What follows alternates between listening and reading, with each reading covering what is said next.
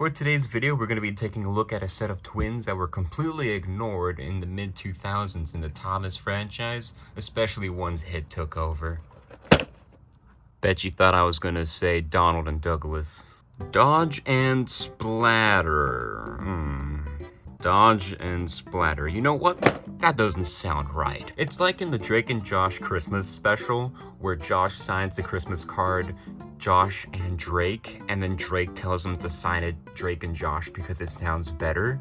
It's kind of like that. Like, we as a community have always kind of put Splatter's name above Dodge's name, and for whatever reason, in this release of both of them, in the Thomas and the Magic Railroad packaging, it's referred to as Dodge and Splatter. Now, for all intents and purposes, we're just going to be calling them Splatter and Dodge from now on, or Splodge, and I'll get to that in a moment. So yeah, we're covering Splatter and Dodge today. Now, Splatter and Dodge are some really weird characters in the Thomas franchise. For starters, they appeared in the Thomas and the Magic Railroad movie, which was released in 2000. You know the movie that I'm talking about. It stars Thomas, Diesel 10, Lady, and then you have these two bumbling idiots also in the movie as well. And then after the movie, Splatter and Dodge just never appeared in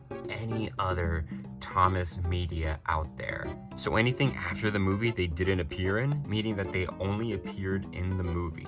And now is a good time as anything to admit, I've never watched Thomas and the Magic Railroad before. So I guess I'm not qualified to talk about these guys as a result. I need help. Yo, Matt! Oh, hey Roberto, what's up?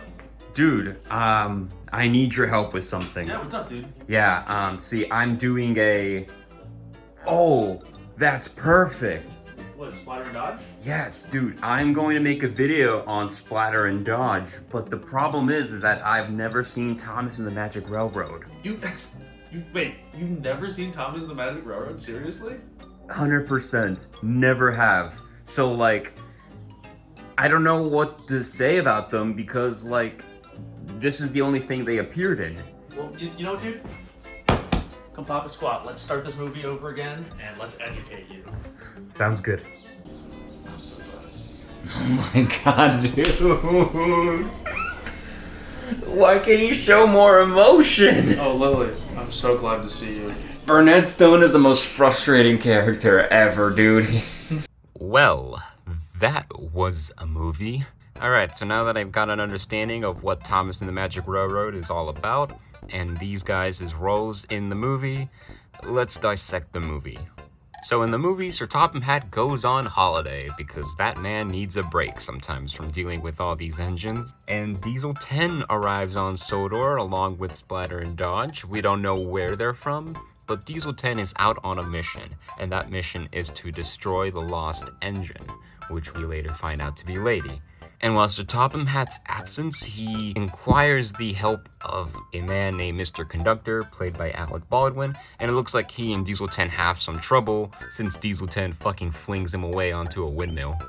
It seems like Mr. Conductor knows where the lost engine is, and Diesel 10 is trying to get that information out from him. By some sheer luck and just basic plot connecting that you could see in any film, Thomas finds the lost engine, and then Diesel 10 just conveniently appears to where they are meeting up on Sodor, and then they get into the chase scene. Thomas and Lady go over this viaduct that was conveniently stated earlier in the film that it was under danger of collapsing. Diesel 10 falls through the viaduct and onto a boat. And that's basically the whole movie, not touching on the side plots with any of the human characters besides Mr. Conductor, because frankly, they're not really useful in this movie. God, what a film. So what do Splatter and Dodge do through all of this? Well, they're kind of like the comedic relief characters. Of course, there's the sneezing powder scene, but besides the point, they really don't play such a pivotal role in the movie. I don't really remember a scene where they are especially needed for the plot. It was just kind of like, well, we only have two characters, that are new to the franchise introduced in this movie, we need a little bit more than that. So let's just bring in 2 more and then have them be sidekicks to Diesel 10. And then Splatter and Dodge get the laziest script writing treatment. So in the scene where Diesel 10 wants them to chase Lady with him, they just kind of back out, and I guess they chill with the rest of the human characters by the spot where they all meet up. And then we never see them after that point. Like, we don't know what happened to them. Like, could have they run away? Yeah. Could have they had a nice time talking with all the human characters?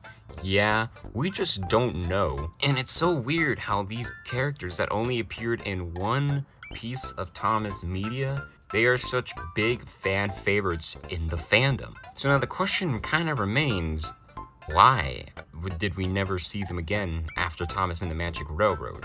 And there could be a couple of ways to explain this. First off, the movie bombed. It's basically what caused Britt Allcroft to leave the show that she helped bring to television screens. The bad response to Thomas and the Magic Railroad kind of made her slowly exit the franchise until it was completely bought over by Hit. And because the movie bombed, when they were going back to making Thomas the show, they decided to not write anything in relation to Magic Railroad. Kind of like the movie happened on its separate timeline, so season 6 picks off where season 5 left off. Meaning that the characters Diesel 10, Lady, Splatter, and Dodge, they have no business being in the show. And I feel like that's because Britt wanted to distance the show from the movie, because the show was popular, but the movie was not. So kind of create that distance like the movie never happened in canon. However, once Britt left the show, we then later have Diesel 10 and Lady appearing in Calling All Engines. We have Diesel 10 appearing on Sodor, and Thomas is afraid to approach him, but there's got to be a reason why Thomas is afraid to approach him. So it's kind of like the Diesel 10 conflict with Thomas that occurred in the Magic Railroad actually becomes canon for Calling All Engines 5 years after Thomas and the Magic Railroad came out. And because Calling All Engines introduces an airport onto Sodor, and Calling All Engines is technically canon in the Thomas verse, meaning that Thomas and the Magic Railroad becomes canon in the Thomas series. And then of course we get Diesel 10 appearing in Misty Island Rescue at the post-credit sequence, threatening revenge on Sodor and the Steamies. But why would he need to be threatening revenge if something didn't happen in the past to cause him to have bad blood with Sodor and the steam engines? Yeah, Hit made Thomas and the Magic Railroad canon. Now going off to my second reason why we never saw Splatter and Dodge again, and this mainly applies to the model era of Thomas, and that's because that the models they used in the movie weren't actually their own proper models. Apparently they used Ari and Bert's models from the TV show for Thomas and the Magic Railroad. They repainted Ari into Splatter and Bert into Dodge, and in close-ups in the movie you could actually see the hazard paint stripes sticking out a little bit from the paint. It's especially noticeable on Splatter, and even so, back when they were reverted into Ari and Bert again, you could see some patches of purple paint on Ari's model in close-ups. Now when it comes to the CGI series, Splatter and Dodge were supposed to come back in Day of the Diesels, but were replaced by Sydney and Paxton. They were supposed to come back in The Great Race, but that idea was dropped. But yeah, when it comes to the CGI series, I have no idea what to say. It's a point of if they wanted to, they would, and they really didn't want to that badly. And my third reason for Splatter and Dodge not returning is because they are so superfluous to the plot of the Magic Railroad, and probably superfluous to the Thomas canon itself. Like, you have the scene with Splatter and Dodge fighting the magic buffers, but that's probably the most they do in the movie, and even then, it's not really that important because Diesel 10 just finds Thomas and Lady. It's like they roll up to the function, and oh look, there they are. And Splatter and Dodge are given the laziest write-off ever. They just tell Diesel 10 that, like, no, we're not gonna do what you say. And so then Diesel 10 leaves them behind and starts to chase Thomas and Lady, and then we just don't see what happened to them after that. Like, it's so lazy. Give them a proper ending to their story to show that you at least care about them. But hey, those are just theories of Splatter and Dodge that I have. looking at the wooden railway variants, this is a wooden railway channel. I'm thinking like it's time to talk about this. It's also really weird what they were doing with Splatter and Dodge. So let's take a look at Splatter and Dodge here. I have two different variants of Splatter and Dodge to show you. I have the variant in the Thomas and the Magic Railroad packaging, which is how they were first released in the year 2000 in conjunction with Thomas and the Magic Railroad. This packaging, pretty cool.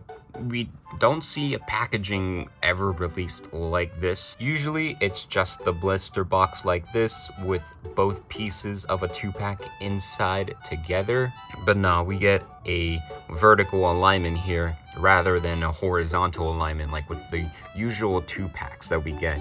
Once again, it is shown as Dodge and Splatter rather than Splatter and Dodge. It might just be an alphabetical name order that they went with this, even though in the movie Diesel 10 does call them Splodge, which is short for both Splatter and Dodge together. Special packaging aside, let's take a look at the side here. Dodge and Splatter, but we have Splatter first and Dodge underneath him. And wow, the blister pack usually came with Dodge first and Splatter underneath it. This is so weird. So many inconsistencies. We have the text, Thomas and the Magic Railroad is a story about trains, folks who were far apart, and a railroad that brought them together. The Thomas Wooden Railway System brings Thomas and his friends to life. This is basically the rest of the whatever is found on other back of boxes here. Dodge and his twin Splatter are Diesel 10's silly sidekicks. Character card inside, oh boy. And my box is dated 2000 as shown here. And then we have an interesting side here, which is showing this to be now on line down rather than this on the other side. Now we have it like this, so that's pretty cool. Dodge and Splatter once again, but literally they put Splatter first and then Dodge second, so I really don't know what they're doing here. Did they really need to put this on top here? And then once again on the bottom here, Dodge and Splatter, but this time Dodge is first and Splatter is second, so come on, can you pick which one goes first? You have the sides here with Splatter first, you have the bottom with Dodge first, and you have the packaging itself having Dodge come first. I just don't get it.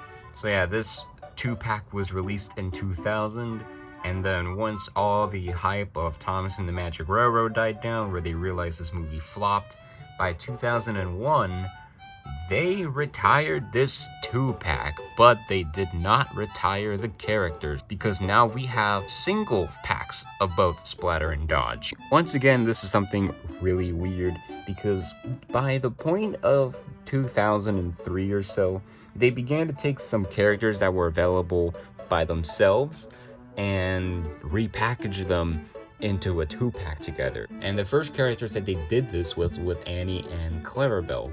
Annie and Clarabelle used to be available separately, but then in 2004 they reintroduced them together. So now you can just get a 2-pack of both Annie and Clarabelle instead of going to the store and maybe only picking up one of them if you were unlucky. I was unlucky. I think I got Annie first, and then a few weeks later I ended up getting Clarabelle, but it does make it easier for Annie and Clarabelle to be available together.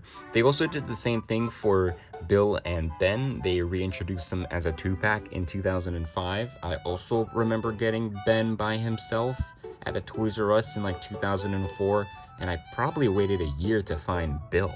So yeah, 2-packs, it really does help get things together in one purchase, but for whatever reason, they went backwards on this with Splatter and Dodge.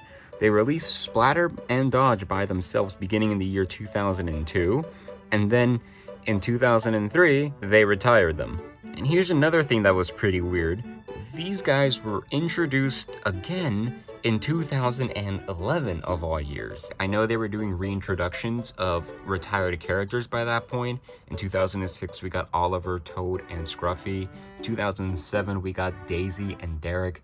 And the thing about these reintroductions is that they all had updated designs kind of to put them in line with how the main models and the rest of the new introductions of the line look like. So Splatter and Dodge were 2011's reintroduction, I guess. But the thing is that there was nothing unique about it. And here is another weird thing about Splatter and Dodge that I find is very interesting is that how easy you could come across a factory error version of these two guys. So you might be thinking, well, this is a Splatter and Dodge that was inside of my Thomas and the Magic Railroad package, right? No, I have two variants of Splatter and Dodge here because my Thomas and the Magic Railroad package actually has the second variant of which mainly considered to be a factory error. And before I show that, I guess the character card and the pamphlet slid out, so let's, I guess, look at this here. Let's see what Wooden Railway has to say about him. Splatter and his twin Dodge are Diesel 10's silly sidekicks. They plot and scheme, but are not really quite as tough as they would like to think they are. Once again, Splatter's name comes first, and Dodge is just simply referred to him as his twin, so I don't see why they put Dodge's name above Splatter. Once again, something really weird about him. So removing the little plastic protector here, since the box is hollow on the inside, we are introduced to both Splatter and Dodge.